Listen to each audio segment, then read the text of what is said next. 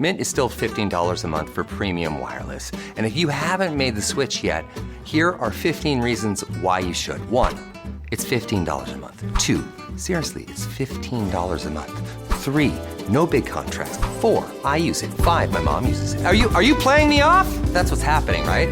Okay, give it a try at mintmobile.com/switch. Upfront payment of $45 for 3-month plan, $15 per month equivalent required. New customer offer first 3 months only. Then full price plan options available. Taxes and fees extra. See mintmobile.com. Hi, this is Joe from Vanta. In today's digital world, compliance regulations are changing constantly, and earning customer trust has never mattered more. Vanta helps companies get compliant fast and stay secure with the most advanced AI, automation, and continuous monitoring out there. So whether you're a startup going for your first SOC 2 or ISO 27001, or a growing enterprise managing vendor risk, Vanta makes it quick, easy, and scalable. And I'm not just saying that because I work here.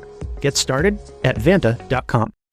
This is Let the Record Show, using common sense. Now, here are your hosts, Judge Richard Weinberg and Chairman Jesse Garcia.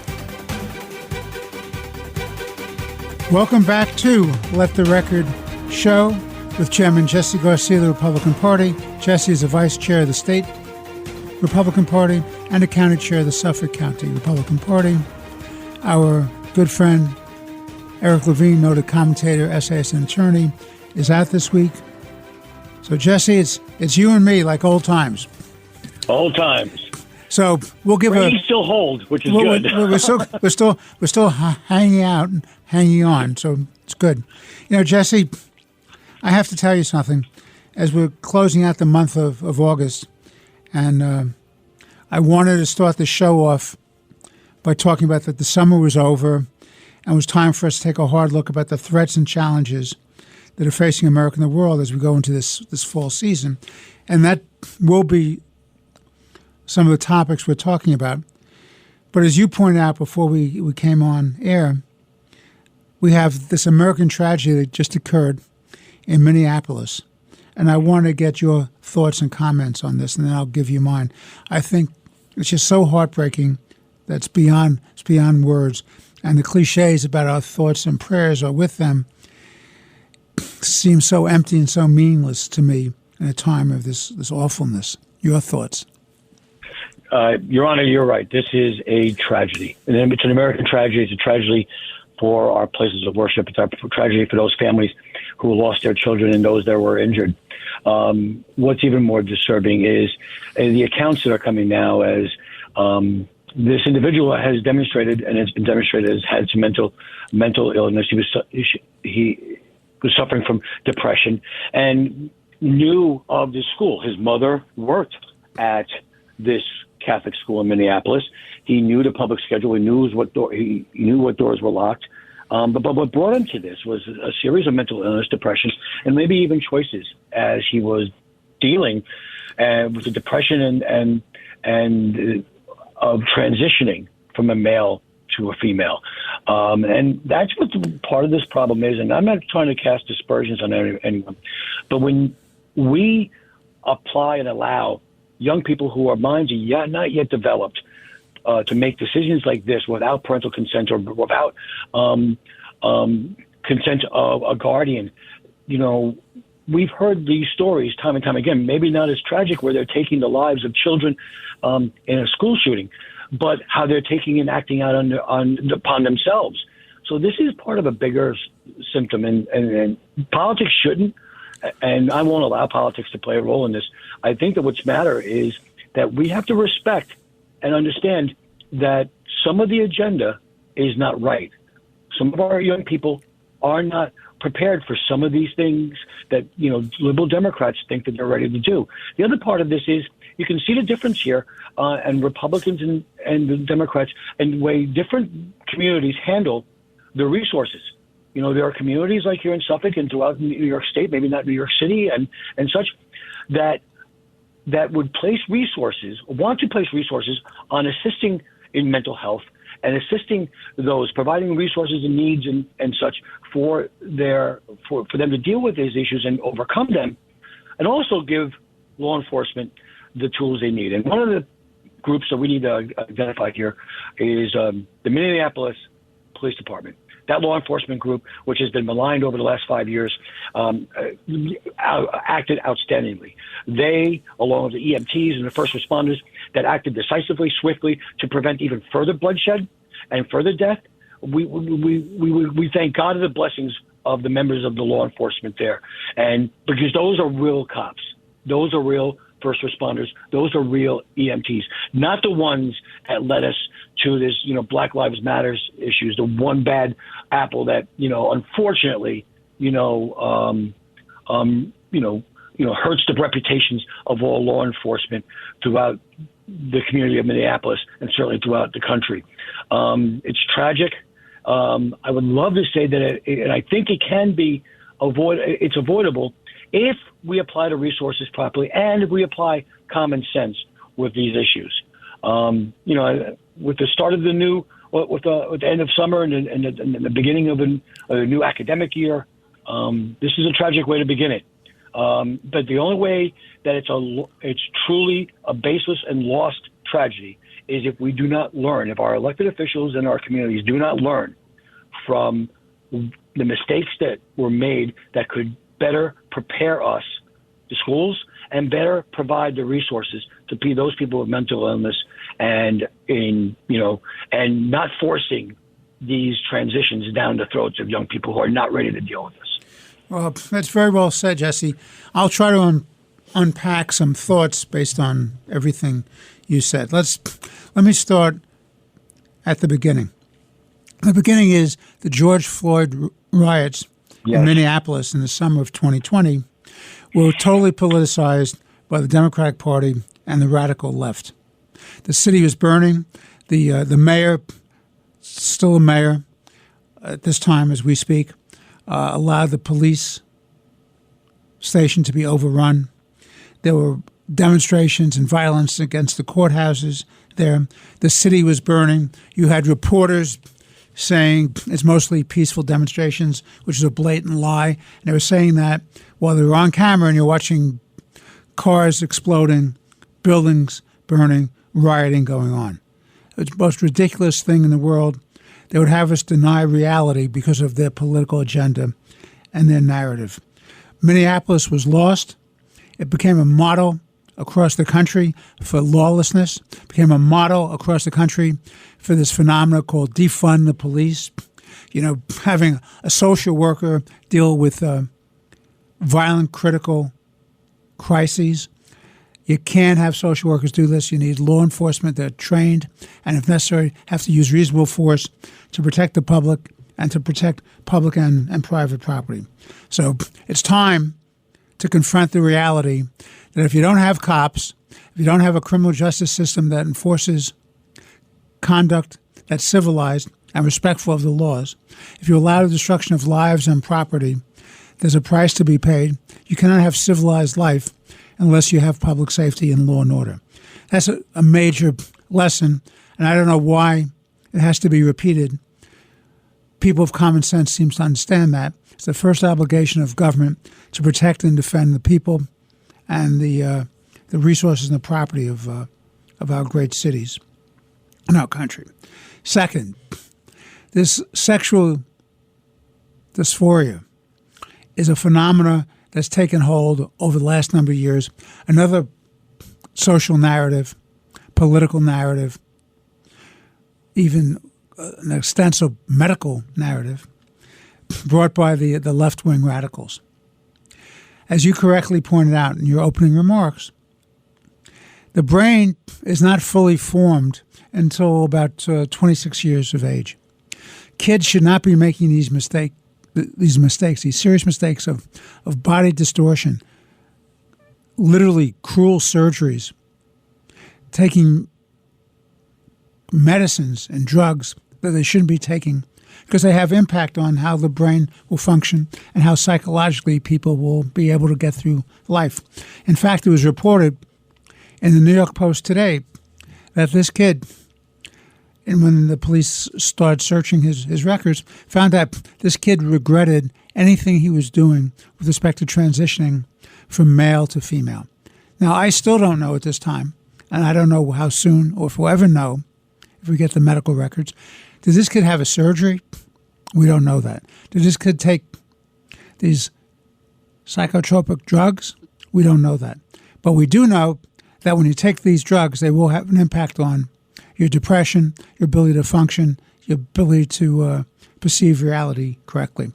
Stop selling the idea that because you're a little bit sexually confused, you right away should go in and have this radical surgery, which is virtually unchangeable.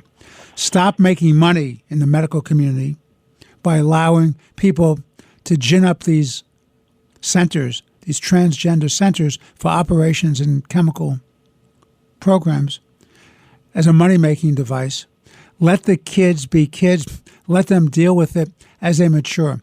And the other thing I want to say is you have this problem where you have states which want to deny, for example, California, deny the right of parents, Jesse, to do one thing, which is to know the facts on the ground of what their kids are going through. So that if the school tells a parent, Jesse, that your kid is having these identity problems, sexual identity problems, changing the name, how they're dressing, how they're getting treatment, that somehow the school is barred from telling the parents what's going on. It's absolutely ridiculous that parents don't know what's going on with their kids' lives and can help them and counsel them and get the treatment that they need. So we have to get beyond the politics of this. We have to get beyond the narrative that this is a free and rational choice, especially amongst young people. Get beyond the narrative that parents have no role in this. Get beyond the narrative that the government has the right to suppress meaningful and important information from parents. We need to get beyond this if we're going to go forward and deal with this issue. This is Let the Record Show with Chairman Jesse Garcia of the Republican Party. I'm Judge Richard Weinberg. Please stay with us. We'll be back in about a few moments for more important and interesting conversation. This is Let the Record Show.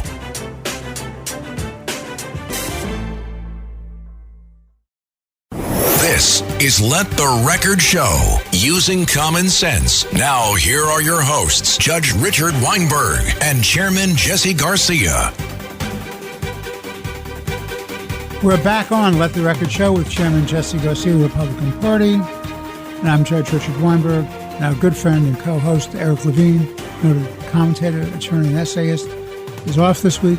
And hopefully he'll be with us again next week after the Labor Day holiday. So the three amigos, or at least two amigos and the anchor, will be back together exactly. again next week. So you had some thoughts on the break, Jesse, which I would hope you would share with our audience, because I think what you brought to my attention is absolutely compelling. Yeah, what Robin Westman wrote in this twisted manifesto that he posted online before this tragic act that he engineered. And I'm going to read right from his journal. And it says, quote, "I'm tired of being trans. I wish I never brainwashed myself." And it continues, "I can cut my hair now as it would be an embarrassing defeat. I can't cut my hair now as it would be an embarrassing defeat. And it might be concerning change of character that would get me reported. It just always gets in my way. I will probably chop it on the day of the attack." And, the young man's 23 years old. As you said, the brain's not fully formed until you're 26. And he says here, and he closes, "I regret being trans. I wish I was a girl. I just know I cannot achieve that body with the technology we have today. I also can't afford that." So a horrible story. I do know that kids need counseling before they do something that's so transformational that you can't bring it back to where you started. And that's the problem with the drugs and with these surgeries. They're just virtually impossible to bring somebody back to any degree of a facsimile of what they were before these surgeries and these drugs. It's awful, just awful. So let's switch gears, Jesse. The president, who I believe has been working very hard in trying to get a peace deal with Ukraine and Russia, and has apparently done at least a half a dozen deals where he's gotten ceasefires or peace arrangements all across the globe. And I do believe he's entitled to a Nobel Peace Prize for this. Certainly more than Barack Obama, who got the Nobel Peace Prize for the sole reason that he got himself elected and he never done anything for it, which I thought was a shameful reflection on the Nobel Committee that gave Barack Obama that award for doing nothing. So Trump is trying to bring this war machine of Russia to a stop. This is my problem. You can't trust Putin. You can't trust anything they say. Just as we speak, there's continuing violence by Russians against the people of Ukraine. Kiev was hit again last night with 17 dead and a score of people wounded seriously. And this keeps going on, even though they have these nice conversations on the phone, and they had a nice face-to-face in Alaska. But the weeks go on, the deaths increase, the violence is destroying two countries, the aggressor, Russia, in terms of its economy and its generation of young people, and the Ukrainians. And this has to stop. The question is, how do you stop it? Now, I respectfully submit that you don't stop it by being an appeaser. You don't stop it by rewarding aggression to the Russian war machine and to Putin for having launched this war. This is a war that never should have started. It began way back when with Obama, when they went into Crimea, and Obama let it happen and did nothing. And then Biden took over, and he said you can have a minor incursion, a small incursion. It's not a big deal. And, of course, a big war was launched. To stop this war, in my opinion, you have to do a couple of things, Jesse. Number one, you have to recognize who your enemy is, and that's Putin. You have to recognize appeasement and making nice, and being played around and jollied around by Putin saying, "Oh, I want peace," but then he puts in these insufferable demands about gobbling up all of Donbass. I mean, give me a break. These are vastly important territories for Ukraine. They have natural resources. They have minerals. They're a landmass that if you give it to Russia, you're going to be enslaving a whole bunch of people, hundreds of thousands of people, and you're giving them a quick path into Kiev, the capital. So it's a ridiculous proposition, but this is what he says he wants. Very simple, in my opinion. One, you immediately impose the secondary sanctions. They've already imposed the sanctions against India, 50%. Impose them against Russia, impose them against China. Grind down and destroy the Russian economy so it doesn't have the resources to do this war of aggression. That's number one. Number two, stop these limitations when Ukraine is being pounded and people are losing their lives because of this war of aggression, this war crime against the people of Ukraine, the kidnapping of the kids. Allow the Ukrainians to use the long-range missiles to hit Russian sites. I'm not saying civilian sites. I'm talking about military sites. I'm talking about their oil production capacity sites and their industrial capacity. That's what I'm talking about. Otherwise, this will continue. And respectfully to the president, enough already. Either do it or acknowledge that you failed. And if you failed, then we have to deal with the threat to world peace and security by recognizing that the failure to contain Russia will only lead to them being emboldened and endangered the rest of Eastern Europe. Your thoughts? I completely agree with you. I think the time is now. The president has done what needs to be. I never doubt what the president's intentions are or his strategy, because as he has demonstrated time and time again, he is maybe one or two steps ahead of most of the pundits that are commenting on this issue. Taking point, everyone was clamoring for him and saying that he wasn't acting decisively by Iran. And what happens in the cloak of night? Iran's nuclear facilities were eliminated in a joint effort with Israel. But in this case, this is Donald Trump, who has taken every step necessary to bring a peaceful outcome to this long-standing war, a war that began under the Biden administration. And as you said, Your Honor, it really was given birth under the Barack Obama administration when the first incursions began. And let's not forget what Obama said in a hot mic moment to then President Medvedev before Putin came back to power. He said, once this election's over, I'll be unshackled and I can do more with Russia. We caught that in a hot mic moment. But right now, the president has done what he's needed to do. He has had a face-to-face meeting with Putin. He has gathered with the 7 leaders, prominent leaders of Europe, including NATO and the European Union, shortly thereafter in that historic meeting at the White House about 10 days ago, going on 2 weeks tomorrow on Labor Day. And now Russia has basically changed and moved the goalposts on a face-to-face meeting. The president has at his disposal the ability to issue these secondary sanctions. I think that Russia is responding to the Western coalition coming together under President Trump. But I think one more, and he's acting out. Putin is acting out. But I think one more deed needs to be done. I think Congress, when it returns, needs to swiftly approve the secondary sanctions to give that ability to the president so that now Putin knows his economy is under threat from the president's pen. And in this way, we can also start clawing back our great relationship with India as both from a national security point of view and from an economic point of view. They're allies, but unfortunately they're buying their oil from Russia, and that needs to stop. We need to provide them another source of doing that. And with our partners in the Middle East and our own energy independence, we can move towards filling that need.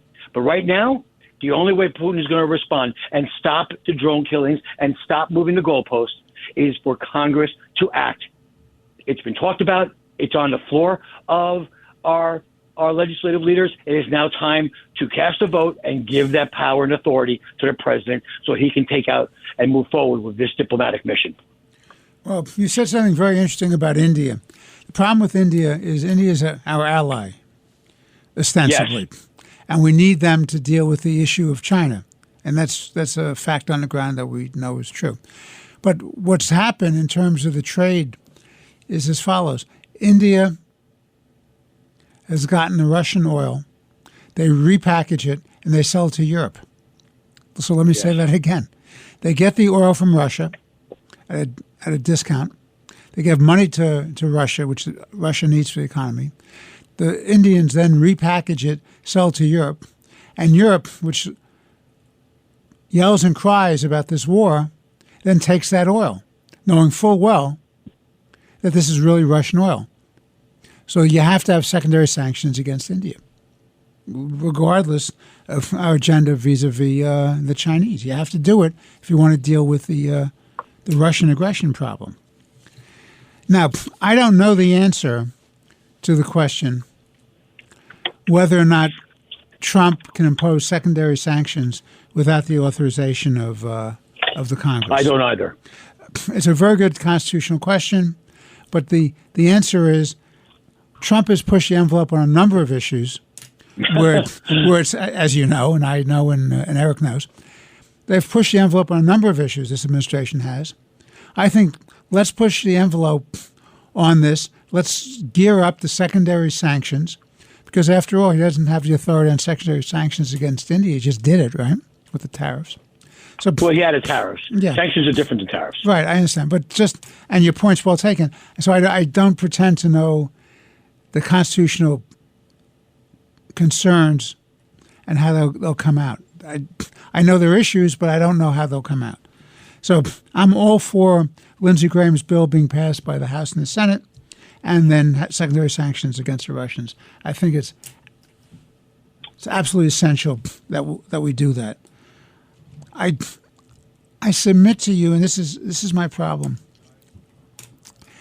The risk of failing to hold Russia accountable, the risk of looking to the world and the aggressors of the world who are watching how we respond and how Europe responds is enormous, because that will only embolden people to be aggressors again if they're going to be rewarded, if they're not going to be held to an account.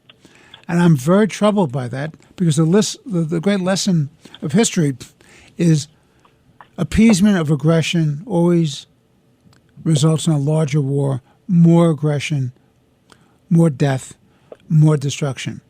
You cannot buy off tyrants who see the world as their domain and they want to dominate it and control it for whatever their agenda is, whether it's a military agenda, whether it's an economic agenda, whether it's a religious zealotry, whether it's ideological, whether it's nationalism, whatever that motivates people to wage war against each other and destroy other societies and death and destruction to innocent people, whatever motivates these people, it doesn't matter ultimately and how you have to respond.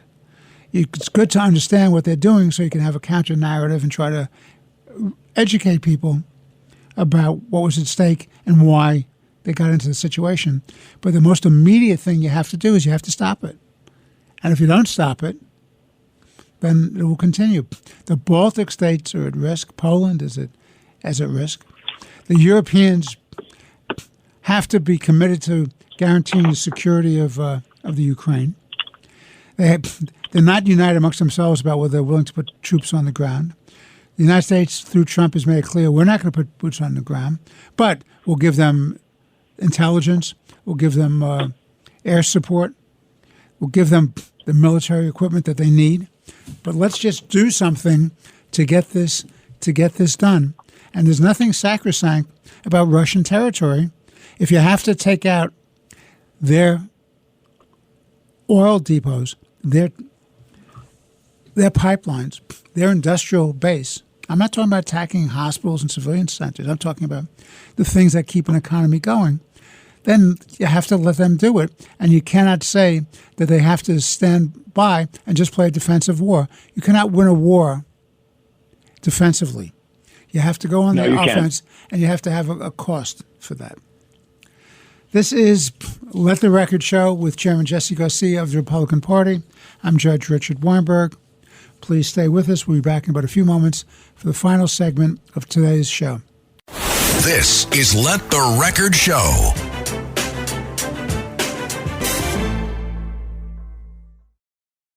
This is Let the Record Show, using common sense. Now, here are your hosts, Judge Richard Weinberg and Chairman Jesse Garcia.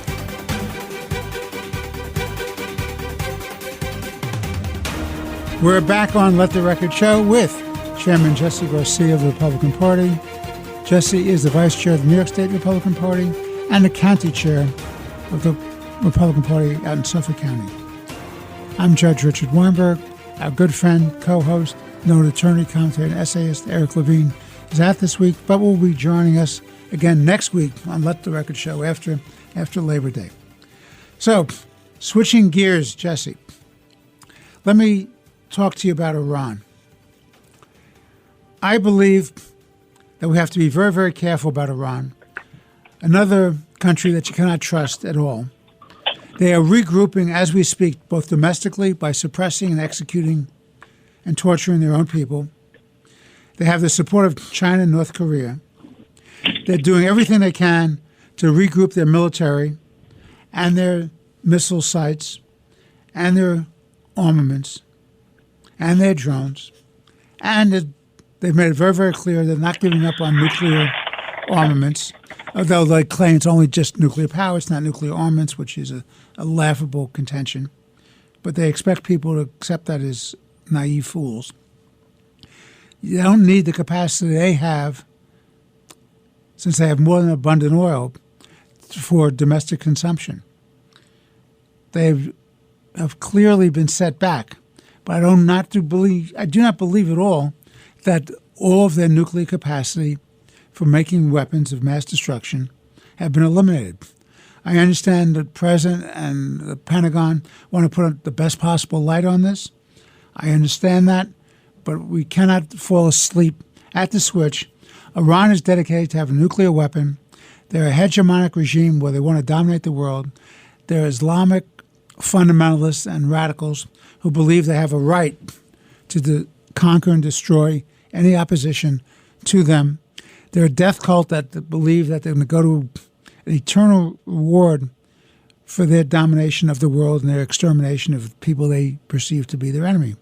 So it's really time to start paying attention to the axis of evil, which is China and North Korea and Iran and Russia, and how they all help each other. This is an axis of evil, as we talked about, Jesse, that is dedicated to the destruction of Western civilization and the American-led world order. There are threats of peace and security all across the globe. There is no place in the globe where they put their ugly faces, where they don't threaten the stability of those other countries and those other places. What are your thoughts? My thoughts are very similar to yours and your common sense approach. We see right now, and I think that that we see an Iran that has been hurt. It has been set back. They have no choice but to at least put forward fundamentally in a public face that they are coming back with their nuclear power. They're coming back with their nuclear research and they're going to enrich uranium. They have to do that. Number one, for saving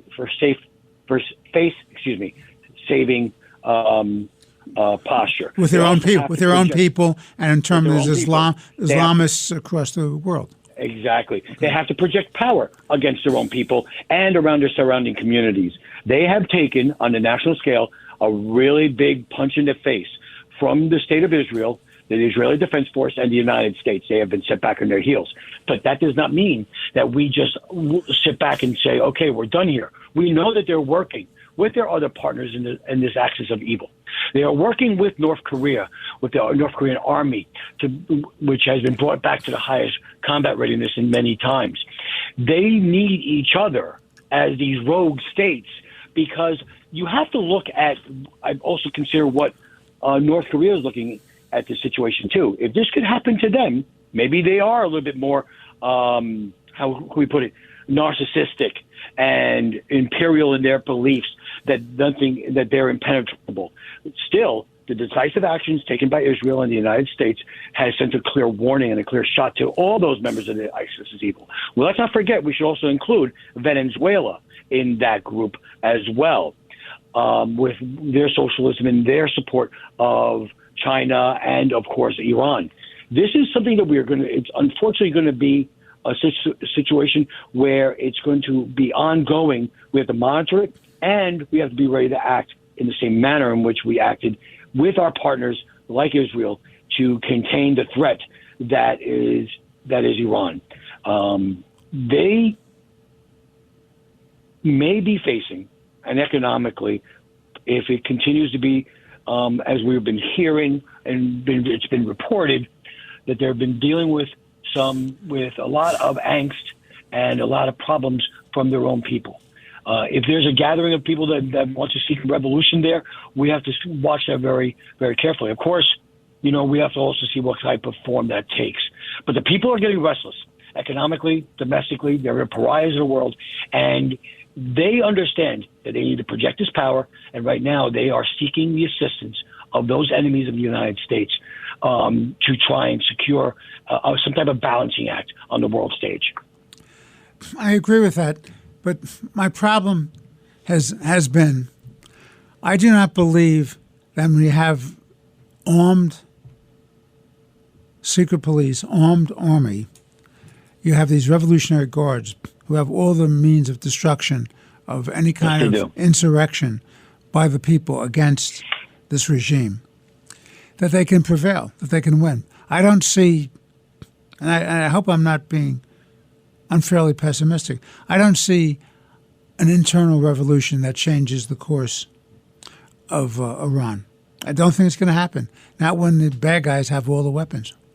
That is true. I do understand what you're saying there, and it's going to be important. However, at times there are desperate measures, and I think it's just something, as I said, we need to keep an eye on. I'm not saying it's going to happen right now. Or it's into play. But I do think it's something the United States need to keep an eye on because Iran's just for the sake of, as you said, they have all the guns, but they are still dealing with unrest in their country amongst their populace.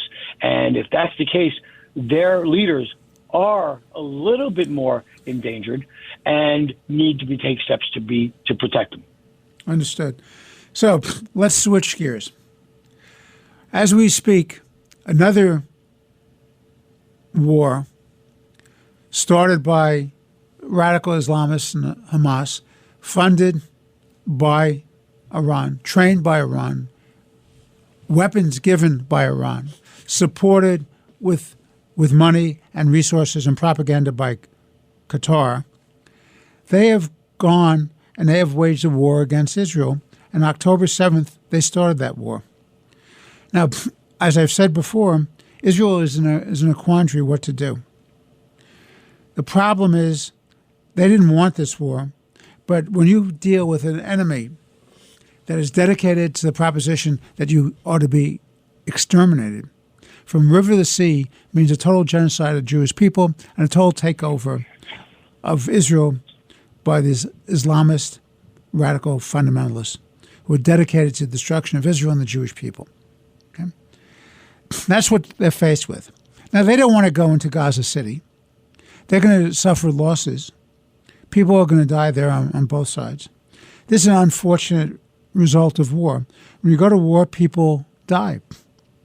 But we cannot allow Hamas to survive physically present in Gaza. We cannot allow them to have a political role in Gaza, a legal role in Gaza, a military role in Gaza, a police power role in Gaza. Because if you do that, they started this war and they said they'll keep coming back and back and back. That was their fundamental precept when they started the whole war, Jesse. This is just the first strike, they said. There'll be a second, a third, a fourth, a fifth. They'll keep going. They have to be driven out of Gaza. Now, there are many innocent Palestinian people who would love to see Hamas gone. They're enslaved by these fundamentalists, by these radicals, who have no problem feeding their own people, their own co-religionists, into the meat grinder of war. They steal the food and the medical supplies. They use them as human shields. They put their weapons and their armaments in hospitals and in schools and in community centers. They do body counts just to have a political propaganda message. These are evil people who will not give up until they're rooted out. And it's up to the nations of the Middle East to stand for the proposition that this is unacceptable and they have to be taken out of Gaza. If there's ever going to be a future for the Palestinian people and for the people of Gaza to coexist with Israel. At the present time, you cannot have this idea that the French and the British and other countries, the Canadians, have called for, which is a two-state solution, and now they want to recognize, as they're going into the fall session of the United Nations, they want to recognize a so-called Palestinian state. I submit to you that's rewarding aggression and terrorism. Mistake. Of course it is. It's a terrible mistake. You're rewarding aggression. You're rewarding genocide, or the goal of genocide. You're saying to the world, all you have to do is be a terrorist and we'll give in and we'll give you what you want. What are the borders of the so-called Palestinian state? Where is the government? Where's the legitimacy with the consent of the governed? None of that exists. Your thoughts? First of all, I believe that the hypocrisy of those European countries like Ireland, United Kingdom, France, and I believe Germany, to talk about a two-state solution when a two-state solution has been offered to the Palestinians multiple times, and it has been rejected by the Palestinians while accepted by the Israeli governments of those periods of time. We've had that discussion over several of these episodes of these shows, and it's good that we bring it up because I know our good friend Eric would have brought it up right now. The other thing is here, first and foremost, nothing can move forward, and anybody in this world that is a world leader that says that first and foremost, Hamas has to release the hostages and all the remains, those living and dead, to Israel. That's number one. Number two, they have to drop their arms before any type of discussions on the future of that area is to commence, is outright a hypocrite as well, because they would not accept that on their soil.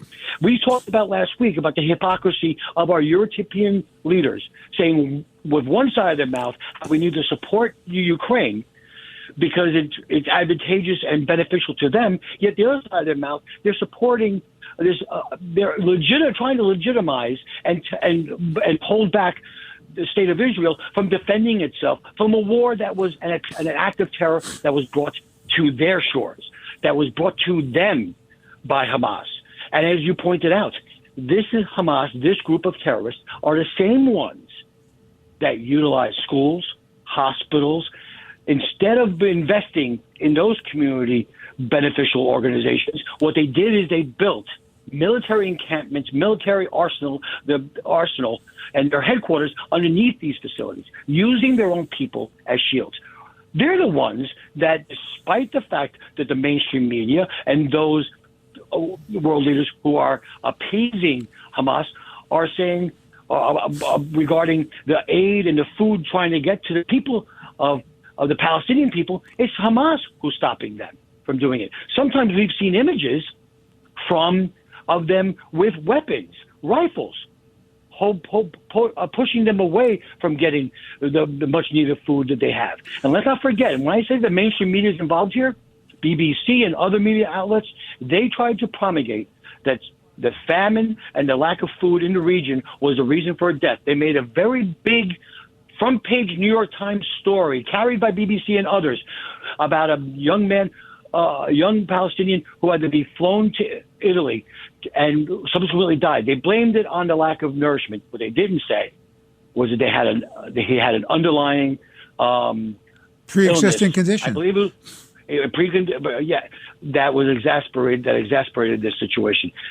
What we need to do is we need to look at terrorism, we recognize terrorism, call terrorism, and then fight that terrorism. Or else that terrorism will seep into our communities and will seep into our neighborhoods, whether here in the United States or those in our partners in Europe, and they will assault and bring acts of terror there.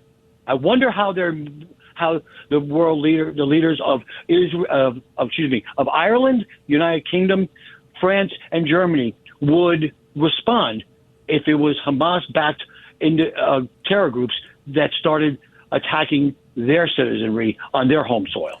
Well, that's a very good question. The history is very, very clear. I can't speak to Ireland, which had its own troubles over the years. I can speak to terror attacks in England, in France, Italy, in Germany. That we know there have been terror attacks, documented terror attacks by Palestinian radicals who was trying to seize control of the narrative and seize control of the political momentum. We know that. They went into the Munich games, the German game in Germany, and exterminated a whole bunch of Israeli athletes. They've gone onto cruise ships and killed people. They've blown up planes or hijacked planes. They've shot up airports. There's no place that's safe against this Islamist extremism. Now, you raised a very, very good point. So it's all over Europe, and then the Europeans stupidly had their open border policies because of the European Union. Yes, we did. They did. And so the place is flooded with these, and there are no man's lands where Sharia law dictates and the national and local governments are afraid to go in. That's a very big problem for Europe and European leaders because now they're intimidated by these radicals in their own country. They don't have control of the destiny of their own country. And you see, and you point out, Jesse, and this is a very good point. It was a great segue. Look what's going on now in the city of New York and in Minneapolis. Both have leading candidates for mayor who are Islamist fundamentalists who believe in the hegemony of their theological and political agenda. And they're going after American citizens now, American cities now. This is an existential threat to American values and freedoms and opportunities, and to civil peace. When Mondami and whatever his name is in Minneapolis say that they support the Intifada, which is violence against worldwide Jewry, and the father of Mondami, a so-called professor at Columbia, says that he believes it's morally justifiable for suicide bombers to wear suicide vests. When they don't repudiate that kind of conduct, they have no moral legitimacy. They are a threat to our values, our freedoms, our opportunities. They are a threat to civilization itself. Now, Mondami tries to walk away from this, says, well, I won't use that language anymore. It's not a question of using the language anymore. You've already used the language. The question is, do you repudiate it? Do you condemn it? Will you pledge yourself to protect the lives of all of the people in the city of New York or the city of Minneapolis, regardless of the color of their skin or their religion? What say you, Jesse? Absolutely. I mean, we've been seeing this move forward. I mean, we've seen this. You know, the democratic socialism is truly a threat to American values. We have spoken, and you tipped off about it. The last week we spoke about the fact that the European Union is the one who opened up their borders, and now they're changing their governments and their values based on those lack of controls. That's completely preposterous. Suicidal. It is suicidal. It's the end of their society. And that's one thing that we cannot do here in the United States. We cannot transform our government to meet those of other societies or other governments. Let's not forget that these individuals are fleeing countries that oppress their people, and they're looking for more freedoms here. But what do democratic socialists really care about? And how do they threaten American values? Number one, they are all for the expansion of government power. They want the government to run the lives of people, as opposed to it being a government by the people, for the people, as the Constitution says. They want more policies that are nationalized industries, expanding social welfare programs without work requirements, free things for all people that can't be afforded. That's one of the things they want to do. They also suppress the economic freedoms that we all have come to be. Our country was based on the freedom of not being in a caste system, that we can be whatever we can achieve, anything we want to be, and religious freedoms. But they want to nationalize major industries and stifle innovation and weaken the work ethic of the American people. That reduces incentives here. And then there's we can go into about it there being an underlying anti-capitalist ideology. And it really does risk. I mean, they speak about individuals being dictators because the voters decided to give control of the Republican Party in Washington, both to the Senate, U.S. Senate, to Congress, and the presidency. And we're seeing real change. We're seeing Republicans govern and helping the economy, securing our borders, and playing a role that protects us internationally by a strong defense and by being decisive in our foreign policy. Yet their policies create and encourage authoritarianism. You know, that's one of the backlashes that come from this, that the wealthy, that potentially causing instability and empowering the state to use force to suppress its people. That's what they stand for. And I am proud that Americans are standing up. New Yorkers are standing up. Suffolk County residents are standing up. And we're saying Suffolk County, New York, and America will not be a socialist state. It never will be. And we will fight it to every breath we have to make sure that we have the tenets of freedom of liberty, choice of our religions, and that we can achieve anything we work to accomplish. Very well said, Jesse. I agree with you 110%.